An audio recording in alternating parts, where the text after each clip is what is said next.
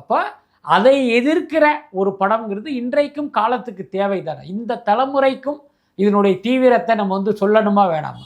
அப்போ அப்படி ஒரு படத்தை எடுத்துட்டு நீங்கள் எதுக்கு ஜனநாயகன் கூட போய் மோதணும்?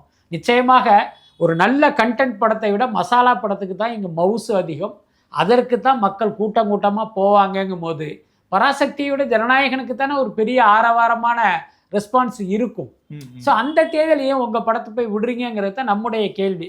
பட் அவங்க என்ன நினைக்கிறாங்க அப்படின்னா, இப்போ ஜனநாயகன் படத்தில் விஜய்க்கு ஒரு பெரிய வெற்றி கிடைத்தால் அது 2026 தேர்தலுக்கு விஜய்க்கு வந்து ஒரு பெரிய ப்ளஸ்ஸாக மாறிடும். அப்படி இல்லாமல் இன்னொரு படத்தை விட்டு அதை வந்து கொஞ்சம் மவுஸை குறைச்சா, அதை ஒரு தோல்வி படமாகவோ ஆவரேஜ் படமாகவோ மாற்றினா தேர்தல் களத்தில் வந்து விஜய் வந்து நம்ம வந்து விமர்சனம் பண்ணுறதுக்கு ஒரு வாய்ப்பாக இருக்கும். நியோமேட்டின் ஹேர் க்ரோத் லோஷன். இது சாதாரணமான ஹேர் ஆயிலை விட பல மடங்கு வேகமா ஊடுருவி முடி கொட்டுறது, அடர்த்தியின்மை, சிறுவயது வழுக்கை போன்ற பிரச்சனைகளை தடுத்து முடி அடர்த்தியா வளர உதவுது.